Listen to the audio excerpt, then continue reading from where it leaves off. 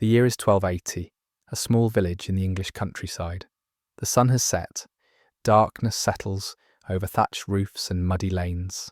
There are no street lights, no patrol cars circling the perimeter, no cameras mounted on posts recording every movement, no alarm systems wired to distant monitoring stations.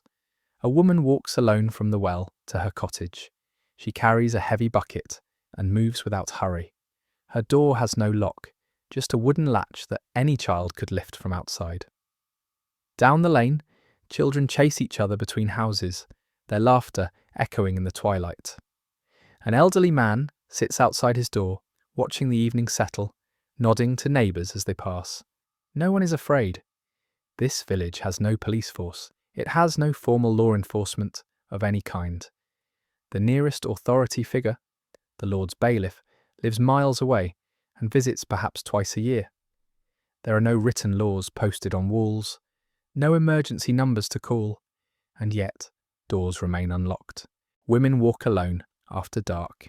Children roam freely. Property sits unguarded. Violence is rare. Theft is almost unheard of. Now consider a modern city. Cameras on every corner, police cruisers patrolling 24 hours a day, sophisticated alarm systems protecting homes and businesses, locks, deadbolts, security chains, pepper spray in purses, apps that track your location, streetlights illuminating every shadow. And yet, doors are triple locked. Women clutch keys between their fingers when walking to their cars. Children are never unsupervised. Neighbours don't know each other's names. Fear saturates daily life. Fear of strangers, fear of the unknown, fear of being in the wrong place at the wrong time. We have more enforcement than any civilization in history. We feel less safe than villagers who had none. Welcome to the Medieval Advantage. I'm glad you're here. On this channel, we explore forgotten systems, not to romanticize the past, but to understand what worked and why. To ask uncomfortable questions about what we've gained, what we've lost, and whether progress always moves in the direction we assume. Today, we're examining one of the most counterintuitive truths about human society. How did medieval villages maintain safety and social order without police? And why do modern cities, saturated with enforcement, struggle to create the same sense of security? This is not an argument against law enforcement. It's not a political statement about policing. It's a systems question, an inquiry into how safety actually works at the deepest level of human community. Let's begin with the myth. Most people imagine medieval villages as chaotic, lawless places. We picture bandits lurking on every road, violence erupting constantly, life as a desperate scramble for survival among brutish peasants who knew nothing of order or civility. This picture is largely false.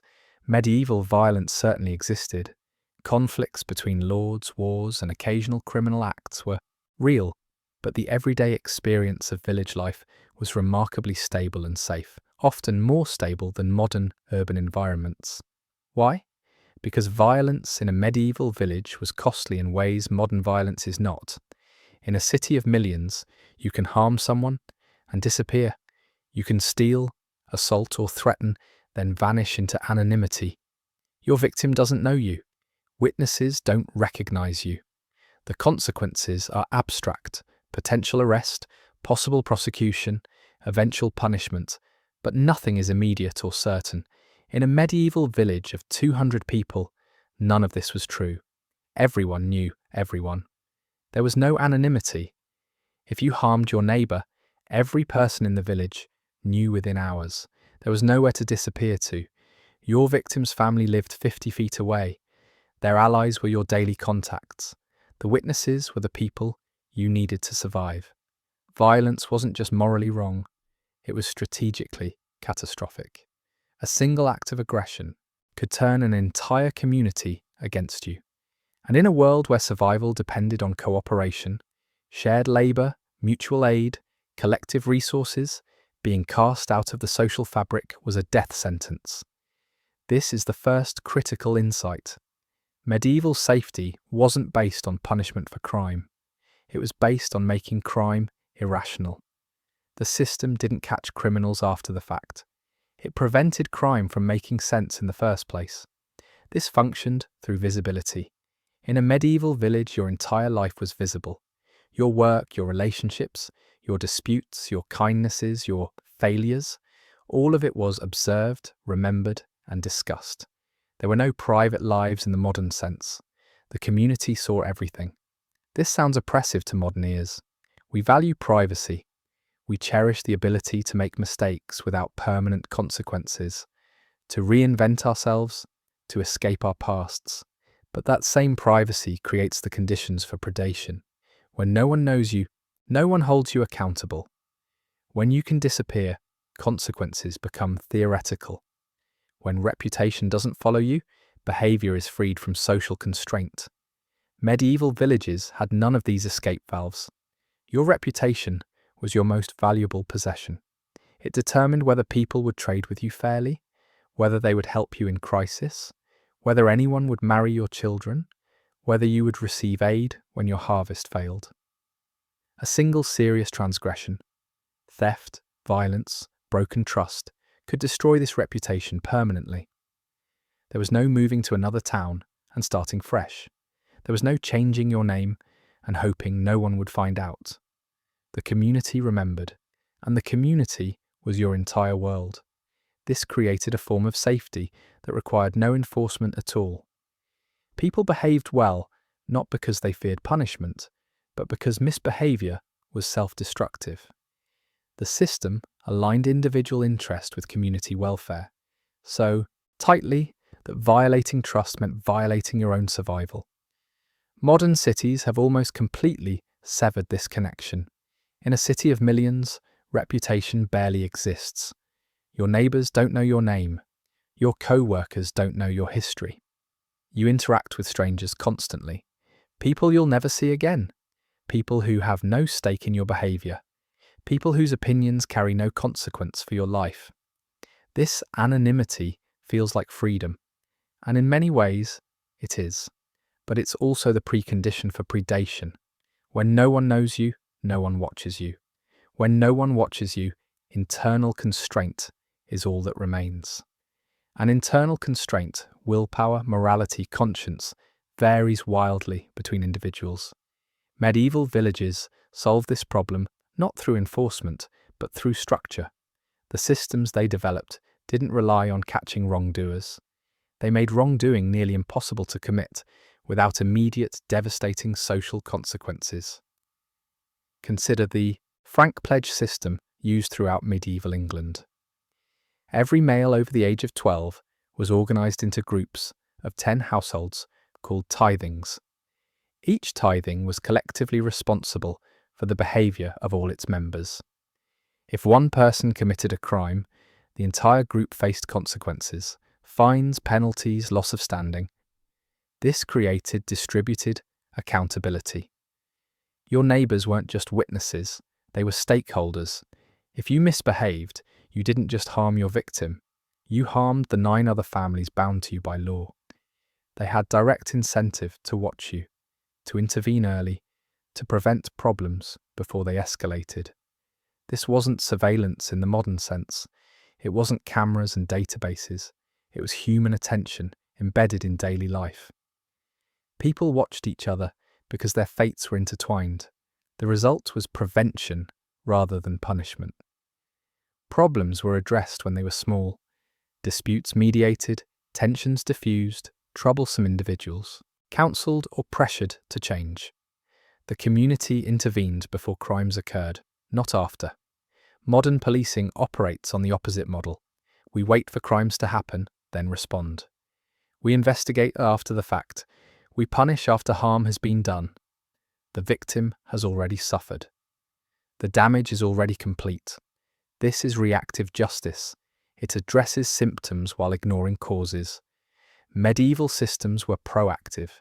They created conditions where harmful behaviour rarely emerged in the first place, not through fear of punishment, but through social architecture that made cooperation the only rational strategy. Punishment itself functioned differently in medieval communities. Modern justice removes offenders from society. We incarcerate them in distant facilities, invisible to the communities they harmed. They serve time measured in years, then return, often to different places, among strangers who know nothing of their history. The community receives no repair. The victim receives no restitution. The offender is separated, contained, and eventually released without any process of reintegration. Medieval justice prioritized restoration over removal. Punishments were public and visible. The stocks, public penance, ritual shaming, these seem barbaric to modern sensibilities, but they served a function we've lost entirely. They repaired the social fabric. When an offender faced public shame, the community witnessed accountability. The wrong was acknowledged openly. The offender demonstrated submission to community standards. And crucially, after the punishment, they remained. They weren't sent away. They stayed in the village, continuing to live among the people they had wronged. This meant reintegration was necessary. The community had to find a way to accept the punished person back into daily life. The offender had to rebuild trust through observable behavior over time. Modern incarceration offers no such pathway. Prisoners disappear, serve time in isolation from their communities and return as strangers, often more damaged than when they left. The physical design of medieval villages reinforced these social systems in ways we rarely consider. Villages were compact, houses clustered around a central common, a green, a well, a church. Main paths converged rather than dispersed. There were few hidden corners, few spaces where activity could occur unobserved. This wasn't deliberate crime prevention planning. It was organic development shaped by practical needs, shared resources, mutual defense, limited building materials. But the effect was profound. Activity was naturally visible. Someone walking through the village was seen by dozens of people. Strangers were immediately noticed. Unusual behavior drew attention without any formal surveillance system. Modern cities are designed for movement, efficiency, and privacy. Sprawling suburbs isolate families in separate structures. Urban planning creates corridors for cars, not communities. Spaces exist where people can act unseen, where strangers pass without notice, where behavior carries no witnesses. This design accommodates anonymity, and anonymity accommodates predation. Economic relationships deepened medieval safety in ways that have almost completely disappeared from modern life. In a medieval village, your neighbours weren't just people who lived nearby, they were economic partners. You shared fields through the open field system. You depended on the blacksmith, the miller, the carpenter. They depended on you. Survival required cooperation across dozens of relationships. Harming your neighbour meant harming someone you needed. If you stole from the family who would help harvest your grain, you had stolen from yourself. If you alienated the craftsman who repaired your tools, you had damaged your own capacity to work. Every relationship carried practical weight beyond sentiment.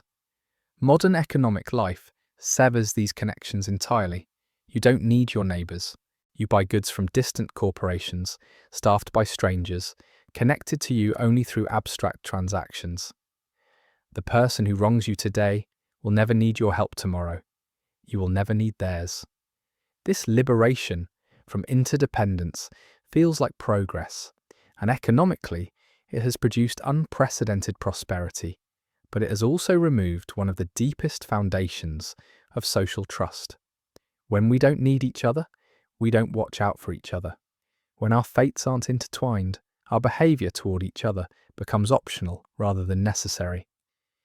Perhaps the most significant difference between medieval and modern safety is psychological. Medieval people lived with genuine dangers: disease, famine, harsh weather, occasional violence. Their world was objectively more threatening than ours in many measurable ways, yet they did not live in constant fear. The threats they faced were familiar. They knew the risks, they understood the patterns. Danger had faces, specific people, specific situations, predictable conditions. Modern fear is abstract and omnipresent. We fear strangers we will never meet. We fear statistics, crime rates, risk percentages, probability assessments. We consume media that amplifies rare events into constant presence. We imagine threats around every corner because we're told they exist somewhere. This abstract fear is psychologically exhausting in ways that familiar danger never was. Medieval villagers slept soundly, not because their world was safe, but because they understood their world. They knew their neighbours. They knew their risks. They knew what they could control and what they couldn't. Modern urbanites lie awake, anxious not because danger is greater, but because it's unknowable. The threat could come from anywhere, anyone, at any time. This uncertainty, not actual risk, creates the chronic fear that saturates modern life. Let me be absolutely clear about something. This is not an argument that we should abolish police, dismantle law enforcement, or return to medieval social structures. Modern safety systems exist for good reasons. They address problems that medieval systems couldn't handle: mobile populations, diverse communities, complex economies. But we should be honest about what we traded away.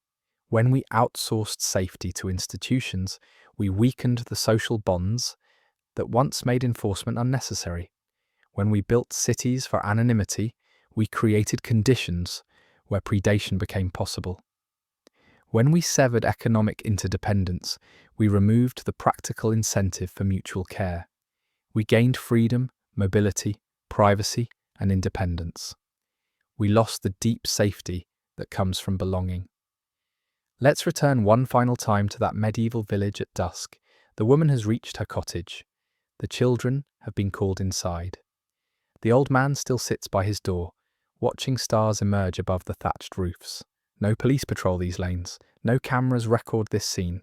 No alarms stand ready, and yet everyone feels held, known, accountable, safe, not because danger doesn't exist, but because the community itself is the safety system. What would it look like to build that again? Not by abandoning modern tools, but by restoring what we lost alongside them. What if security began not with enforcement, but with belonging? What if safety was something we built together, rather than something we purchased separately? These questions don't have easy answers, but they deserve to be asked. In the next video, we'll explore another forgotten system: how medieval communities managed conflict and disputes without courts, and what their methods reveal about the nature of justice itself. Thank you for watching this video. I genuinely appreciate you spending this time thinking through these ideas with me. If this exploration has shifted how you understand safety, community, and what we've traded for modern convenience, please take a moment to like this video and subscribe to the Medieval Advantage channel. Your support allows us to continue examining the forgotten wisdom that still has something to teach us. I'll see you in the next one.